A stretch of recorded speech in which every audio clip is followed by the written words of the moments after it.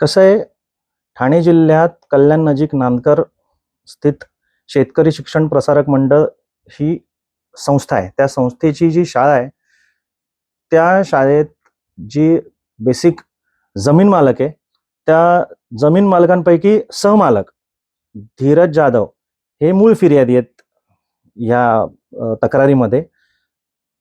तर शेतकरी शिक्षण प्रसारक मंडळ ह्या शाळेचा आणि सहमालकांचा फिर्यादी बरोबर जो करार झालेला होता, तो सुरुवातीला 7.5 एकरचा करार करण्यात आला होता नोटरी दस्ताने.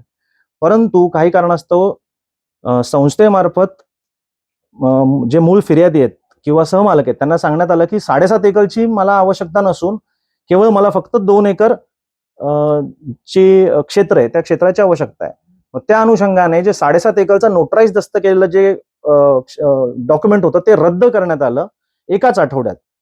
आणि मग 2 एकरचं रजिस्टर्ड दस्त नोंदवण्यात आला आणि जो रजिस्टर्ड दस्त नोंदवलेला आहे त्या दस्ताच्या अनुषंगाने मग ही जी शिक्षण संस्था आहे, या शिक्षण संस्थेमार्फत शाळा तिकडे सुरू करण्यात आली.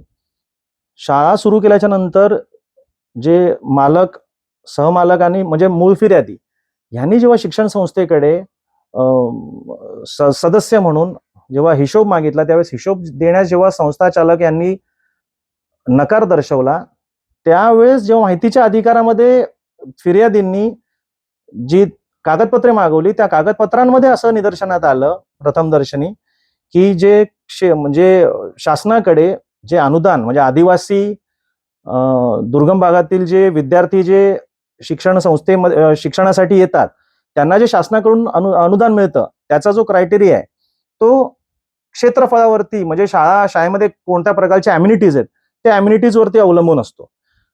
आता जे संस्थेमार्फत जे आदिवासी प्रकल्प अधिकारी जे ठाणे यांच्याकडे जे कागदपत्र सादर केले गेले ते 2 एकरचे सादर करणं कायदेशीर होतं, कारण की 2 एकरचाच दस्त मुळामध्ये फिर्यादी, सहमालक आणि संस्थेमध्ये झालेला होता. परंतु तसं न करता किंवा जेव्हा जे कागदपत्र माहितीच्या अधिकारात मिळाले त्यामध्ये 7.5 एकरचे डॉक्युमेंट्स जे आहेत ते सबमिट केले होते आणि त्या अनुषंगानेच जे काही अनुदान आहे ते अनुदान संस्थेला मिळालेलं होतं. आणि त्या अनुदानाचा माहितीच्या अधिकारामध्ये जे पेपर्स मिळाले त्या पेपर्समध्ये कोट्यावधींचा जो अनुदान आहे ते संस्थेला मिळालेलं आहे, जे की बेकायदेशीर आहे. मुळात 2 एकरच्या अनुषंगाने जे त्यांना योग्य जे अनुदान आहे ते लाभार्थी 2 एकर पुरते मर्यादित होते. 7.5 एकरचे पेपर्स पुरावे दाखल करून जे अतिरिक्त जे अनुदान जे मिळवलेलं आहे ते बेकायदेशीर आहे.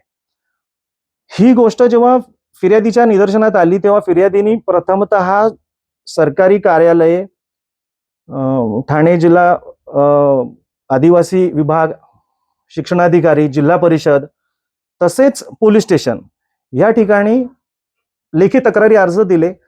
हे 2022-23 पासूनच हे प्रकरण चालू होतं, परंतु त्या लेखी तक्रारी अर्जाच्या अनुषंगाने कोणत्याही प्रकारे सकारात्मक चौकशी किंवा कायदेशीर कारवाई ह्या संस्थेवरती होत नाही.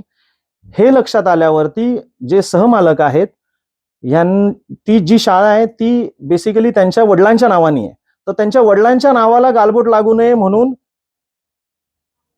ही जी फिर्याद आहे ती आम्ही ज्यावेळेस ते माझ्याकडे अप्रोच झाले, आम्ही न्यायालयामध्ये ती फिर्याद दाखल केली आणि सुप्रीम कोर्टाचे डायरेक्शन आहेत की पब्लिक फंड्सचं जर कुठेतरी मिसयूज होत असेल तर अशा परिस्थितीमध्ये कोणी स्वतंत्र व्यक्ती जरी शासकीय सेवेमध्ये असेल नसेल तरी सुद्धा कोणी स्वतंत्र private independent person can file private complaint before appropriate authority and त्या अनुषंगाने जर तपासामध्ये जर निष्पन्न झालं तर कोणत्याही पद्धतीने कायदेशीर प्रक्रियेचा अवलंब करून ती FIR नोंद होते. आणि त्याच पद्धतीने जे आम्ही तक्रार दाखल केली प्रायव्हेट कंप्लेंट, त्या प्रायव्हेट कंप्लेंटच्या अनुषंगाने वेळोवेळी मेहरबान न्यायालयामध्ये सुनावणी घेऊन मेहरबान न्यायालयाने 12 फेब्रुवारी 2026 रोजी आदेश पारित केले आहेत आणि फिर्याद नोंद करण्याचे संबंधित पोलीस स्टेशन पडघा पोलीस स्टेशनला